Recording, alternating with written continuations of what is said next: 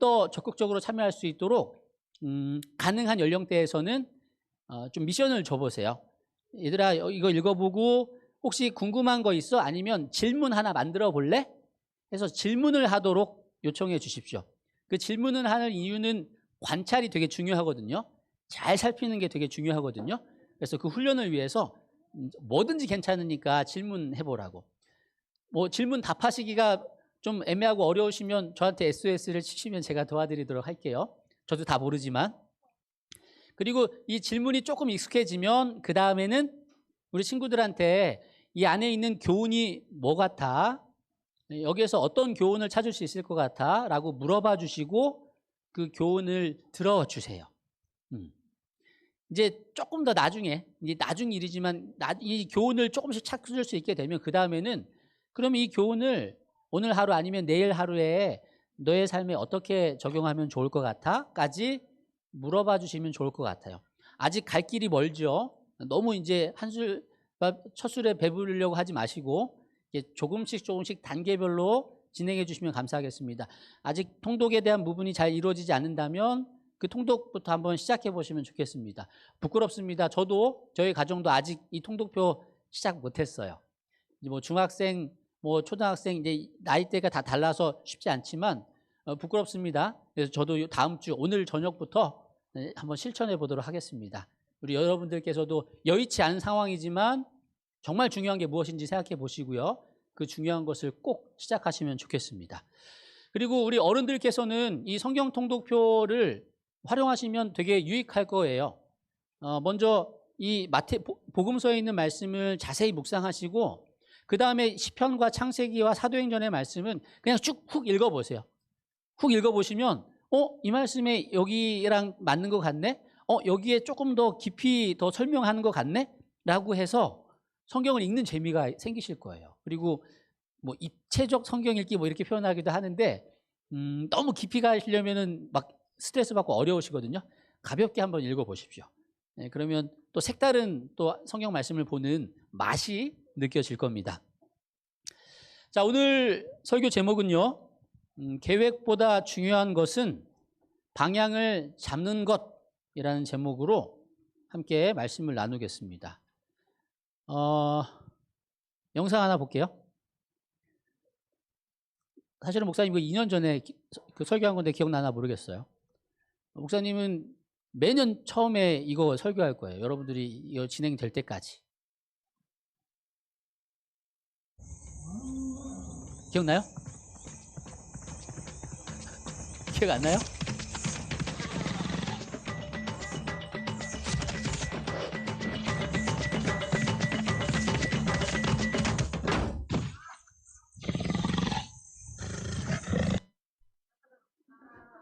한 번 더 볼까? 한 번만 더 봅시다. 자, 이 영양인가 가젤인가 열심히 뛰어갑니다. 정말 되게 빠르잖아요. 정말 빨리 뛰어가요. 사자도 놀랄 정도예요.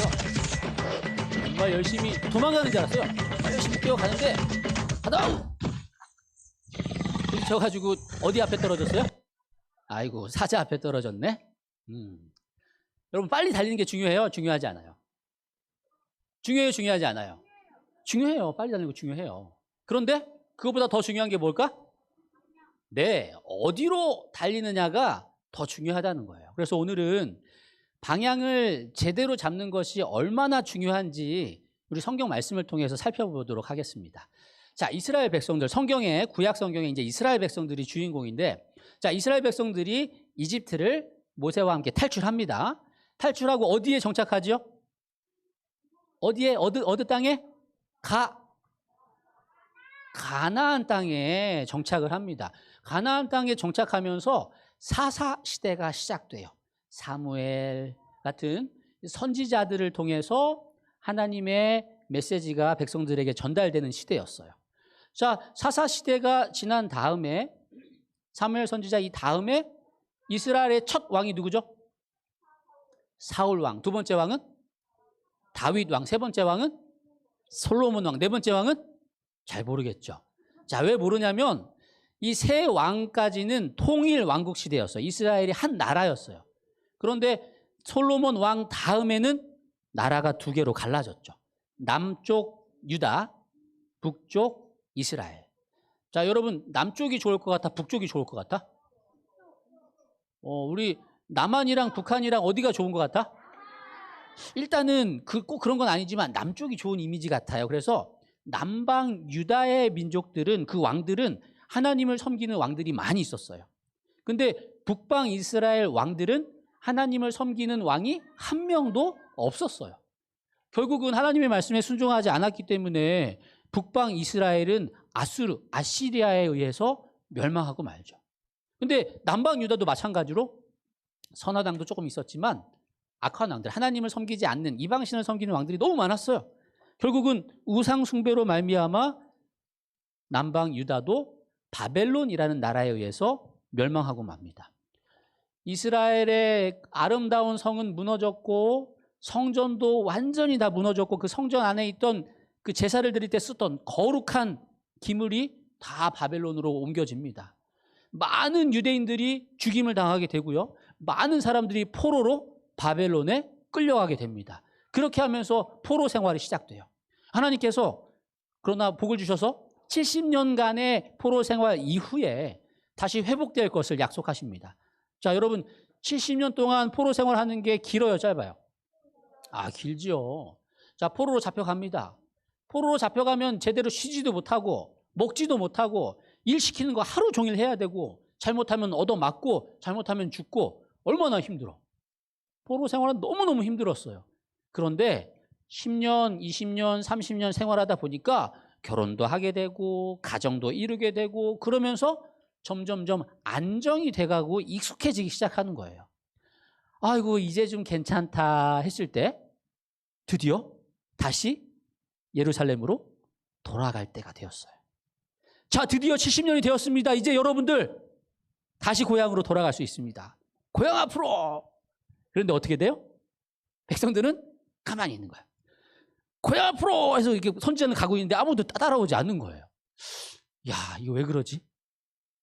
아니, 왕이 바벨론 페르시아 왕이죠. 왕이 조서도 내려서 너희들 갈 수 있어. 너희들 성전 지을 돈 줄게. 가. 그런데 가는 사람이 별로 없는 거예요. 왜?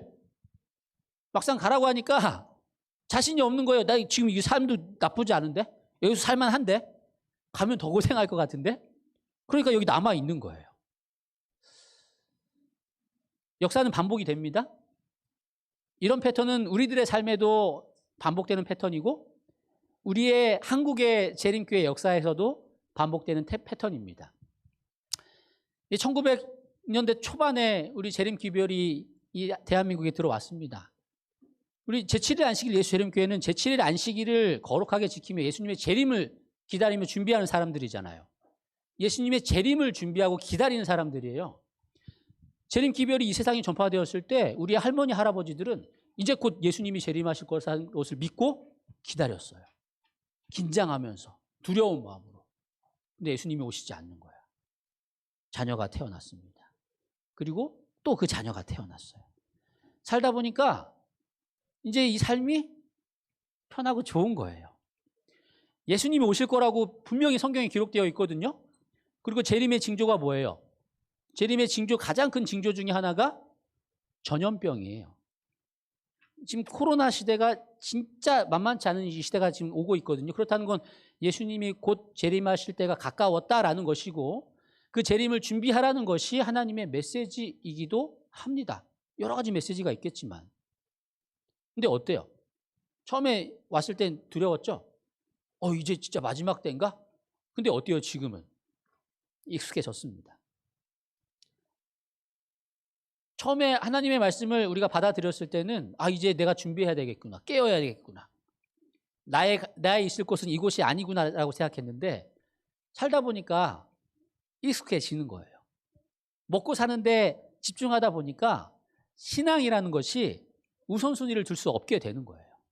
마치 이스라엘 백성들이 포로 생활하다가 가자 그랬는데 가지 않았던 것처럼. 근데 되게 성경엔 또 다른 정반대의 장면이 등장합니다. 그게 어디냐면 출애굽 때예요. 이집트를 탈출할 때예요. 자, 보세요. 아까 말씀드렸던 이 바벨론에 70년 동안 포로 생활을 하다가 예루살렘으로 돌아올 때 아주 소수가 돌아옵니다. 그리고 돌아오는데도 몇 번에, 3번에 걸쳐서 돌아오고요. 그래도 바벨론에 남아있는 사람들이 있었어요. 근데 이집트를 탈출할 때는요, 애굽에 430년 동안 거기서 살고 있었어요. 430년. 그리고 그 지역에 있던 사람들이 대략 200만 명이었어요. 근데 200만 명이 어떻게 움직였는지 아세요? 하룻밤 사이에. 하룻밤 사이에 싹 빠져나갔어요. 아니 70년밖에 되지 않았는데 나와라 해도 안 나오려고 그러고 몇십 년이 걸렸는데 200만 명이 하룻밤 사이에 탈출한 겁니다. 여러분 200만 명이 어느 정도인지 대략 아시겠어요? 이게 동대문구, 성북구, 중랑구, 노원구, 성동구 이 북은 인구를 다 합치면 200만 조금 더 된대요. 여러분 여기 성동구 맨 밑에 있고 노원구 있죠? 성동구에서 노원구까지 걸어가는데 한 몇 분 정도 걸릴까? 적어도 1시간 이상 걸리겠죠. 적어도 1시간. 네. 여기서 동대문구에서 중랑구, 망우동 가는 것만 해도 어른 걸음으로도 거의 한 40분? 1시간 걸리지 않을까? 그러니까 한 2-3시간 걸릴 것 같아요. 이 성동구에서 노원구까지 가려면. 여러분들 이렇게 2-3시간 가는 거리에 사람들이 엄청 살잖아요. 아파트에. 거기에 사는 많은 사람들이 막 이렇게 뭐라고 하죠? 북적북적 살다가 그다음 하루 자고 딱 깨어났더니 이 모든 지역의 사람들이 텅 비어 있는 거야. 어떤 차이가 있었길래 이런 상황에서는 민기지역 되고 이런 상황에서는 그 많은 사람들이 한 번에 싹 빠져나갈 수 있었을까? 그 이유는요, 방향을 잘 잡았기 때문이에요. 계획을 세운 것이 아니고 방향을 잡았어요. 근데 이 방향이 어떤 방향이었냐면, 어떤 분위기, 상황의 방향이었냐면 구별하는 것으로 방향을 잡았어요. 여러분들 이집트에 가장 먼저 간 것이 요셉이었잖아요. 요셉 이야기 잘 알고 계시죠? 요셉이 형들에 의해서 팔려갔습니다. 거기에서 너무 힘든 생활을 했어요. 그러나 하나님의 말씀에 순종하여서 결국은 이집트의 역사의 중심에 설 수 있게 되었지요. 이집트의 총리가 되었습니다. 기근이 들었고 그 기근 때문에 형제들을 만나게 되었고요. 드디어 형제들이 이제 가나안에 살다가 너무 척박하고 힘드니까 이집트로 이제 이민을 옵니다. 요셉이 총리니까. 드디어 아버지 야곱이랑 요셉이 죽은 줄 알았던 요셉을 만나는 이 감동적인 상봉 장면이 나오는데, 이 요셉이 야곱과 만난 곳이 어디냐면 고센이라는 지역이었어요. 고센. 근데 이제 고센이라는 지역이 우연히 만난 곳이 아니라는 거죠. 보면 야곱이 요셉에게 미리 보내어 자기를 고센으로 인도하게 하고 고센 땅으로 딱 집었습니다. 그쪽으로 인도하게 하고 요셉도 수레를 갖추고 고센으로 갔습니다. 네. 하나, 둘, 셋. 네. 자, 이거 절대 정승우 집사님 때문에 그런 거 아니에요. 자, 그런 거 아닙니다. 자, 죄송합니다. 자, 우연이 아니고 의도적으로 고센이라는 지역을 정했습니다. 일단은 고센이라는 단어를 머리에 기억해 두시고요. 자, 요셉이랑 야곱과 형제들을 만났습니다. 그리고 나서 요셉이 야곱 아버지에게 이야기합니다. 아버지, 이제 바로 만나러 갈 겁니다. 파라오 만나러 갈 겁니다. 왕 만나러 갈 건데 아버지 이렇게 이야기하십시오. 뭐라고 이야기하냐면, 주의 종은 어렸을 때부터 지금까지 목축하던 자들인데 우리의 선조부터 그래 왔습니다. 우리는 목축업을 해왔습니다 라고 이야기하십시오. 왜냐하면 우리 어렸을 때부터 그렇게 해왔잖아요. 근데 부연 설명하기를, 근데 애굽 사람들은 이 목축하는 것을 가증히 여깁니다. 정말로 천한 직업이라고 생각합니다. 왜냐하면 그 당시에 이집트는 계급 사회였거든요. 근데 목축업을 하는 사람이 가장 낮은 계급이에요. 종보다 더 낮은 계급이야. 왜냐하면 종은 사람들 이렇게 섬기잖아. 사람들 뒤치다꺼리 하잖아요. 근데 목축업은 뭐예요? 동물을 뒤치다꺼리 하는 일을 하는 거예요. 그러니까 이집트 사람들이 보기에는 동물을 키우는 사람들은 정말 최하급 사람이었던 거예요. 그러니까 야곱의 가족들은 외국인이죠. 외국인. 게다가 가장 최악의 직업을 가지고 있는 가족이야. 그러니까 야곱의 가족은 최악의 상황, 최악의 핸디캡을 갖고 있었던 거죠. 요셉은 국무총리였어요. 요셉이 마음만 먹으면 얼마든지 직업도 바꿀 수도 있고 얼마든지 신분도 바꿀 수도 있어요. 근데 요셉은 이야기합니다. 아버지 만나서 아버지 이제 왕 만나러 갈 건데요. 파라오 만나러 갈 건데요. 우리는 목축업을 하고 있었고요. 목축업을 계속 할 수 있도록 이야기하십시오라고 이야기를 하는 거예요. 왜? 왜 그랬을까? 왜 이렇게 천대를 받는 이 직업을 계속 유지하려고 했을까? 혹시 하나님 믿는 사람은 정직해야 되니까 그 이유 때문일까요? 당연히 그 이유도 있겠죠. 하나님 믿는 사람은 정직해야 돼요. 근데 그뿐만이 아니고 더 깊은 의미는 무엇이냐면 여러분들이 이집트에 가서 생활할 때 이방인이라고 무시당할 거고 그리고 동물 키운다고 천대를 받을 건데요.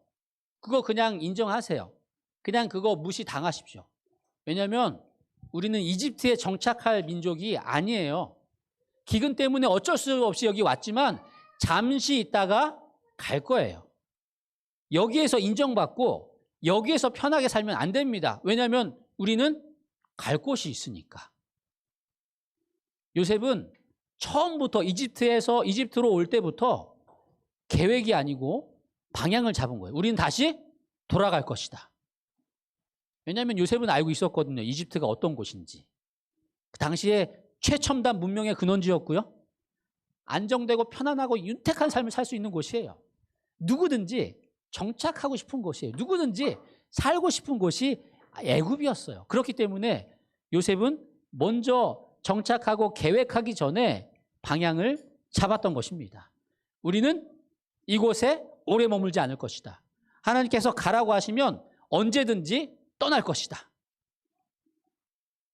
그랬을 때 400년이 지났음에도 불구하고 가자라고 했을 때 하루아침에 떠날 수 있었던 것입니다. 마찬가지로 우리도 마찬가지입니다. 우리는 이 세상에 살고 있어요. 하나님께서 이 세상을 작은 천국이라고 말씀하셨어요. 여러분들의 가정, 여러분들의 사회 행복하게 살아야 합니다. 안정되게 살아야 합니다. 그러나 이곳은 우리가 잠시 머물 곳이라는 것을 기억하셔야 합니다. 우리가 가야 할 곳은 하나님 계신, 예수님 계신 하늘나라는 사실을 기억하셔야 합니다. 자, 이렇게 고센이란 땅으로 머물게 해달라고 요청을 합니다. 고센이 어디냐면요. 이제 이집트가 여기 있고요. 우리 사회 시간에 잘 배웠죠? 이집트는 나일강 하구에 있는 삼각주, 아주 비옥한 지역입니다. 이 고센은 아주 비옥한 삼각주 먼 저 거의 끝부분에 있는 지역이었어요. 그러니 풀이 아주 풍성했을 것이고요. 그러니 목축하는데 너무너무 좋았을 거예요. 근데 이유는 그것뿐만이 아니었습니다. 고센이라는 지역을 선택한 이유는 먼저 그들만의 문화를 지키면서 유지하면서 살 수 있는 최적의 장소였기 때문이죠. 맨 끝쪽에 있잖아요. 이집트 사람들은 이방인들을 싫어했고요. 그리고 목축업하는 사람들을 가증히 여겼습니다. 그러니 그 지역에는 얼씬도 하지 않았겠죠. 애굽에서 직업 때문에 당할 수밖에 없었던 반감은 그들을 독특하고 구별된 백성으로 남아있게 해서 애굽의 우상 숭배에 참여하지 않도록 해줄 것이었다. 무시당하고 천대장하고 외롭게 분리되어서 사는 삶이 결국은 그들의 신앙을 유지할 수 있게 해주는 거였다는 것입니다. 구별하는 삶을 살기로 결심한 거예요. 지금 이 땅에 사는 여러분과 저도 구별하는 삶을 사셔야지 나중에 가자 하실 때 아무런 꺼리낌 없이 아무런 아쉬움 없이 바로 떠날 수 있게 될 겁니다. 여러 가지 구별이 있을 것인데 대표적으로 이런 것들이겠죠. 우리의 시간을 구별하는 것, 재물을 구별하는 것, 먹는 것을 구별하는 것, 공간을 구별하는 것. 떠오르시죠? 어떤 시간을 구별해야 될까요, 우리는? 세상 사람들은 24시간, 일주일, 한 달 부족해요. 너무너무 바쁘고 1분 1초가 아까운 세상입니다. 하루 1분 1초를 잘 써야 되죠. 그러나 하나님께서는 일주일에 하루를 구별하라고 하십니다. 안식일을 기억하여 거룩히 지키라고. 엿새 동안은 힘써 내 일을 다 행할 것이지만 안식일은 쉬라고. 너를 위해서, 하나님을 위해서, 이웃들을 위해서 사용하라고 말씀하십니다. 그렇게 구별하는 삶을 살 때 하나님께서 가자라고 그러면 아쉬움 없이 바로 떠나실 수 있게 되실 거예요. 재물도 마찬가지입니다. 하나님께서 우리에게 재물을 맡겨주신 거잖아요. 관리하라고 주신 거잖아요. 그것을 표현하는 것이 11조와 각종 헌물이잖아요. 우리의 재물을 구분할 때 우리의 재물에 대한 욕심을 떨쳐버릴 수 있게 될 것입니다. 음식물도 마찬가지고 공간도 마찬가지고 세상 안에 살고 있지만 구별된 삶을 살아가라고 말씀하고 계십니다. 또 한 가지 이유는요. 이 고센이란 지역이요. 가나안이랑 가장 가까운 지역이었어요. 이집트가 애굽이 이렇게 넓게 있는데 가나안이랑 가장 가까운 곳이 고센 지역이었습니다. 그러니 비상시에는 여차하면 언제든지 바로 떠나서 바로 도착할 수 있도록 고센이란 땅을 지정한 것입니다. 요셉은 믿고 있었어요. 하나님께서 언젠가는 부르실 거라고. 그때 꺼리낌 없이 거침없이 바로 하나님께 돌아가야지. 그렇게 하기 위해서 고센 땅을 선택한 것입니다. 그래서 요셉은 처음부터 방향을 제대로 잡았던 사람이었습니다. 노예로 끌려갈 때부터 죽을 때까지, 죽은 이후까지. 보세요. 형들에게 팔려갈 때부터 결심했습니다. 어떤 환경에 처하더라도 하늘의 신민, 하늘의 백성답게 행동해서 하나님께 충성을 다하리라는 결심을 합니다. 형들에게 배신당해서 끌려갈 때에도. 이집트에서 정착을 했습니다. 두 아들이 태어났어요. 고민이죠. 이 아들을 어떻게 키울까? 내 권력 정도면 이집트에서 떵떵거리면서 인정받으면서 살게 할 수 있는데 이 두 청년은 그들의 어머니를 통해서 애굽 사제의 최고위층과 혈연이었고 그들이 애굽인들과 관계를 맺으려고 하면 그들의 아버지의 지위는 그들에게 부귀 영달의 대로를 열어줄 것이다. 그러나 그들이 이스라엘 백성과 연결되는 것이 요셉의 소원이었다. 그는 아들들을 위하여 애굽의 궁전이 제공하는 모든 영예를 포기하고 하나님의 계시가 위탁된 천대받는 양치는 족속 중에 자리를 차지함으로 하나님의 언약에 대한 자기의 신앙을 나타내었다. 우리 어머님들, 아버님들께서 이제 결정하셔야죠. 나의 노력이면, 나의 능력이면, 나의 재력이면, 나의 연줄이면 우리 아이들 잘 키울 수 있는데, 우리 아이들 이 땅에서 성공시킬 수 있는데, 우리 아이들 좋은 대학 보낼 수 있고 좋은 직업 만들 수 있는데. 근데 그렇게 하려면 뭔가 협상이 있어야 돼요. 뭔가 내가 접는 게 있어야 되겠더라고요. 때로는 내 신앙 안에서 내 아이들이 안식일과 신앙 말고 공부와 다른 것을 택할 그 상황에서 고민하다가 상황이 이러니까, 흘러가는 방향이 이러니까, 이 아이를 위해서 이 아이가 원하니까, 그러면서 결국은 그 길을 택하는 경우가 우리 삶 속에 많이 있거든요. 그런데 요셉은 방향을 어떻게 잡았냐면 세상의 성공의 방향을 잡은 게 아니고요. 무시당하고 천대받는 족속일지라도 그 안에 머물게 되기를 원했습니다. 요셉이 죽을 때 이렇게 유언했습니다. 난 이렇게 죽지만 꼭 너희들 나갈 때 내 뼈를 꼭 가져가라. 그렇게 유언하고 죽습니다. 그리고 나서 요셉이 죽은 다음에 그 무덤은 어떤 역할을 했냐면 수세기 동안 요셉의 임종의 말을 기억하게 하는 그의 무덤은 이스라엘 백성들에게 그들은 다만 잠시 애굽에 체류하는 자들에 불과하다는 것을 증거하였으며 구원의 때가 분명히 올 것이므로 허락의 땅에 대한 그들의 희망을 굳게 잡도록 해주었다. 요셉은 종으로 끌려갈 때부터 죽을 때까지, 죽군 이후까지 백성들을 하나님께로 다시 되돌려 보내기 위해서 방향을 잡았던 사람이었습니다. 계획보다 중요한 것은 방향을 잡는 것입니다.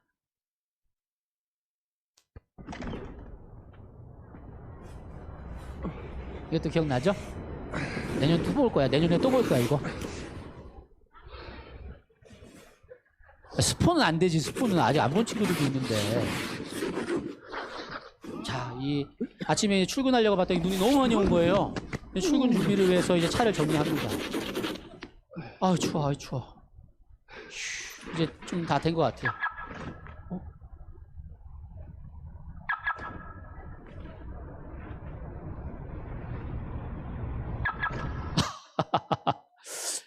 한 번 더 볼까? 자,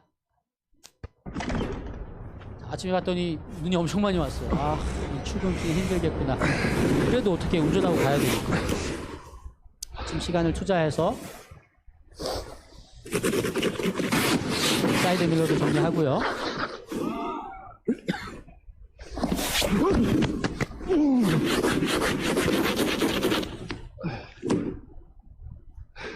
아, 됐다.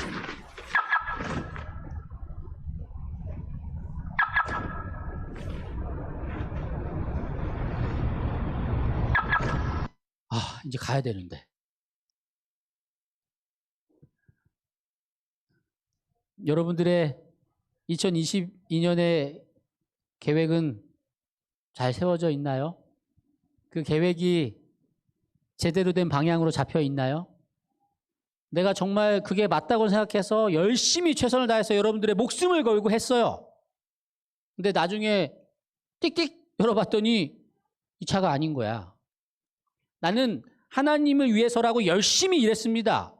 나는 내 가족들을 위해서라고 열심히 일했어요. 나는 내 자녀를 위해서라고 그렇게 열심히 아이들에게 강요하면서 이끌어왔어요. 근데 나중에 알고 봤더니 방향이 잘못된 거였어요. 그것이 하나님께로 인도하는 길이 아니었어요. 그러면 어떡할 겁니까? 이 사람이야 시간 낭비해서 또 하면 되죠. 그런데 한 번밖에 없는 우리들의 인생, 한 번밖에 없는 우리들의 자녀들의 인생, 그 인생은 어떻게 되돌릴 수 있겠습니까? 하나님께서 이 방향을 제대로 잡으려고 성경에서 이렇게 계속 말씀하고 계십니다. 우리들이 살 곳은 이곳이 아니라고 말씀하고 계시고요. 그러니까 너희들 여기에서 마치 영원히 살 것처럼 살지 말래요. 내가 여기서 영원히 살 것처럼 그렇게 투자하고 올인하지 말라고요. 열심히 하지 말라는 건 아닙니다. 방향을 제대로 잡자라는 것입니다. 그렇게 하려면 구별해야 돼요. 여러분들의 시간과 재물과 음식물, 공간, 마음을 구별해야 합니다. 요셉은요, 어렸을 때부터 자신의 경향을 따르기보다는 의무를, 이따가 보여줄 거야. 의무를 수행하는데 충실했다라고 기록하고 있습니다. 요셉은 어렸을 때부터 내 캐릭터랑 내가 좋아하는 성향을 따르지 않고요. 내가 원하는 걸 하지 않고요. 하나님께서 원하시는 것, 그 의무를 다하는데 충실했다고 이야기를 하고 있습니다. 그리고 요셉은 맨 먼저 다른 것도 아니고 내 감정도 아니고 주위 상황도 아니고 내 미래도 아니고 하나님을 먼저 생각했다라고 말씀하고 계십니다. 우리도 그래야 되지 않겠습니까? 우리도 우리의 성향과 우리의 경향을 따르기보다는, 우리의 생각을 따르기보다는 하나님께서 말씀하신 그 의무에 충실하는 데 집중해야 될 것이고요. 하나님을 맨 먼저 생각하는 저와 여러분 되시길 간절히 바랍니다. 정리할게요.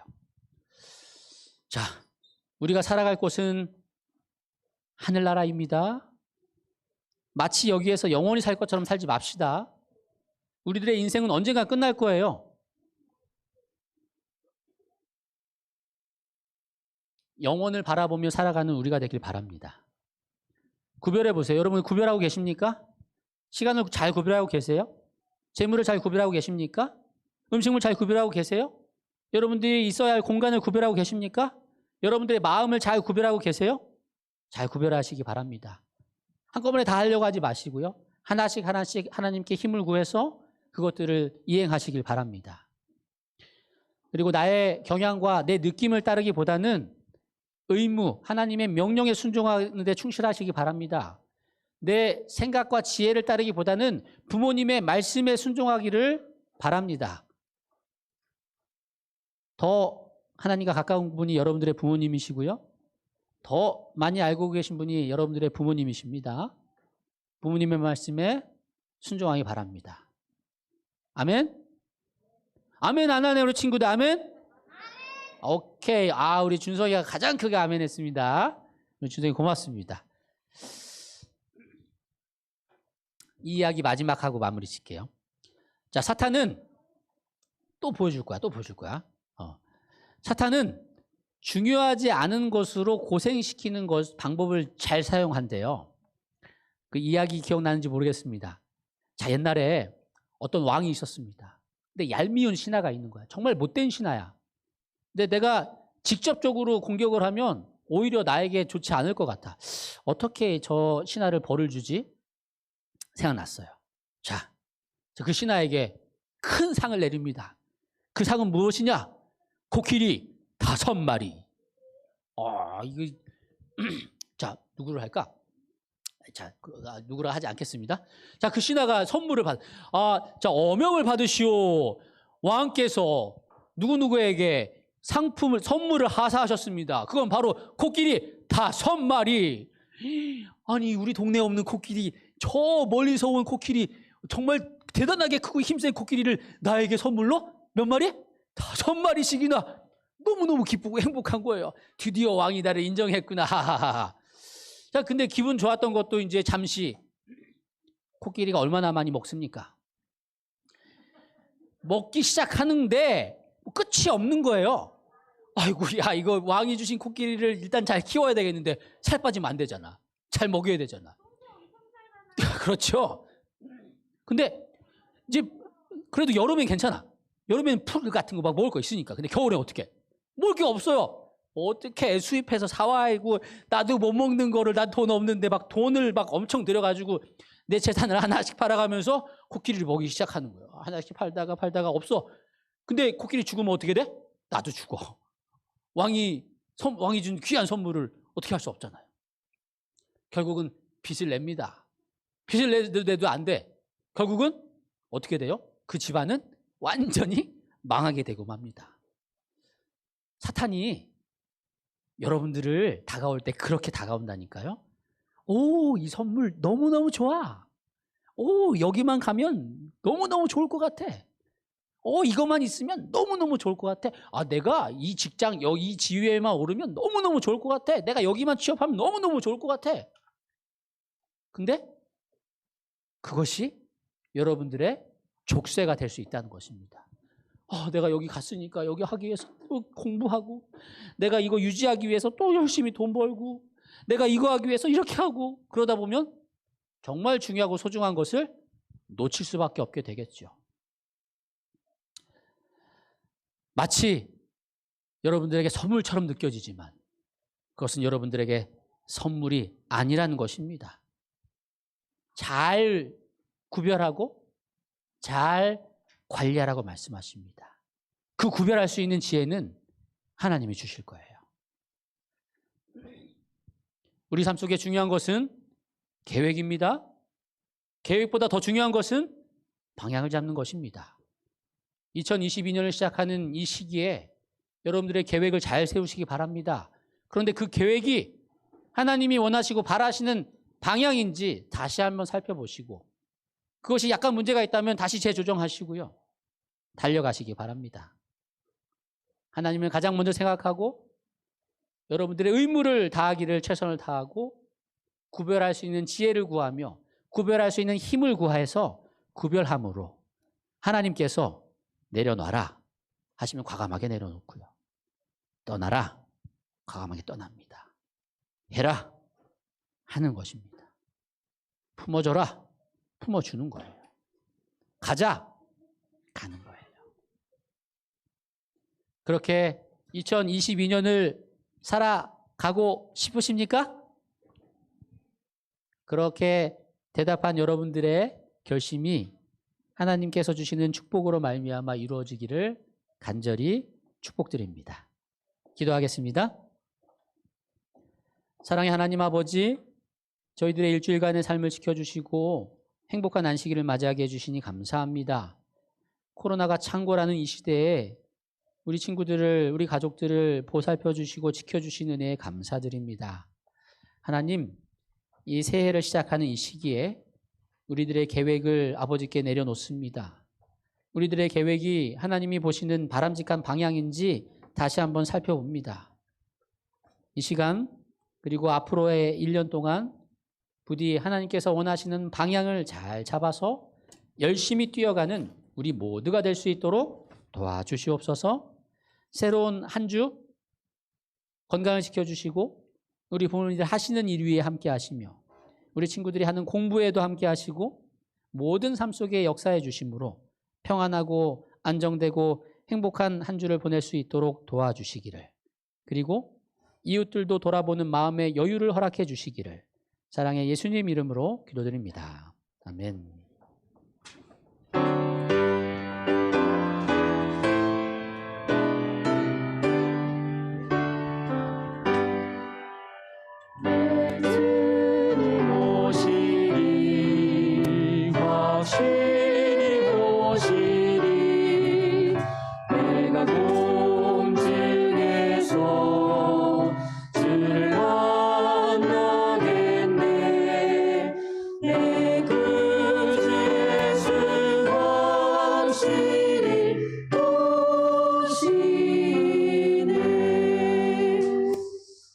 여러분 안식일 점심 식사 맛있게 드시고 안식일 오후도 행복한 하루 되시길 바랍니다.